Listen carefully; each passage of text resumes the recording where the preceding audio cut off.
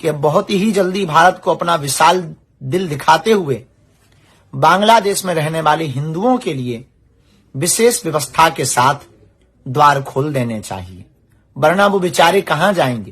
नमस्कार। जिस समय देश में चल रही करंट अफेयर्स की बहस में ज्यादातर जगह ओलंपिक से बाहर की गई विनेश फोगाट को प्रमुखता से स्थान दी जा रही है, तब मध्य प्रदेश से एक प्रभावी आवाज बांग्लादेश में सताए जा रहे निर्दोष हिंदुओं को लेकर भी उठी है। राज्य में बागेश्वर धाम के प्रमुख पंडित धीरेन्द्र शास्त्री ने मांग की है कि जो भी हिंदू बांग्लादेश से भारत आकर शरण लेना चाहते हैं उनकी मदद की जाना चाहिए। शास्त्री इसके लिए भारत सरकार से हालात में हस्तक्षेप की मांग कर रहे हैं। धर्मगुरु की चिंता उन असंख्य हिंदुओं के धर्म संकट को लेकर है जो बांग्लादेश में सिर्फ इसलिए अनाचार का शिकार हो रहे हैं कि वे हिंदू हैं। इस पड़ोसी देश में तख्ता पलट के बाद के आंदोलन और जश्न की आड़ में हिंदू आबादी को जिस तरह निशाना बनाया जा रहा है, उसके सरहद पार से आ रहे वीडियो हिंदुओं के खिलाफ बांग्लादेश की जनता के हद दर्जे के नफरत वाले क्रूर व्यवहार को दिखा रहे हैं। मामला लगभग ठीक वैसा ही है जिस तरह 90 के दशक में आतंकवादियों और मुस्लिम कट्टरपंथियों ने कश्मीर से हिंदू आबादी पर कहर बरपाए और उन्हें अपनी ही जमीन से बेदखल कर दिया था। इस मसले पर यानी बांग्लादेश पर धीरेन्द्र शास्त्री ने भी कहा है कि जो हिंदू इस अत्याचार के शिकार हो रहे हैं उन्हें भारत में आने दिया जाए और देश की सरकार उनकी हर संभव मदद करे। समाचार में देखने को मिला वहां के हिंदू भाई बहन परेशान हैं, मंदिरों में तोड़फोड़ की जा रही है, बहुत उपद्रव मचे हुए हैं। भारत सरकार से हमारी प्रार्थना है कि बहुत ही जल्दी भारत को अपना विशाल दिल दिखाते हुए बांग्लादेश में रहने वाले हिंदुओं के लिए विशेष व्यवस्था के साथ द्वार खोल देने चाहिए, वरना वो बेचारे कहां जाएंगे।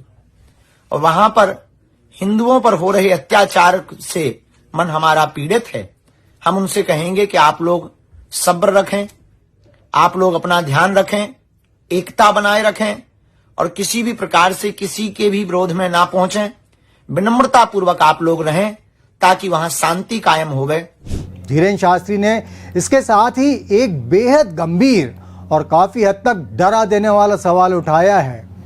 उन्होंने कहा कि यदि किसी दिन भारत में भी बांग्लादेश जैसे हालात हो गए तो फिर यहाँ का हिंदू कहाँ जाएगा, हिंद महासागर या अटलांटिक में। धीरेन्द्र शास्त्री का सवाल हल्के में नहीं लिया जा सकता क्योंकि कश्मीर से खदेड़े गए कश्मीरी पंडित और अन्य हिंदू परिवार ऐसे ही हालात में करीब 4 दशक तक अपने ही देश में शरणार्थी बने रहे। उनकी घर वापसी का रास्ता तब ही खुल सका जब नरेंद्र मोदी सरकार ने सन 2019 में कश्मीर से अनुच्छेद 370 को हटाने की घोषणा की।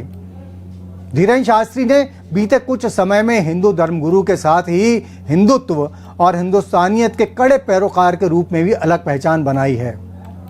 यह भी मुमकिन दिखता है कि बागेश्वर धाम की गद्दी से उठी इस आवाज को पंडित धीरेन्द्र शास्त्री के लाखों अनुयायियों का समर्थन मिले।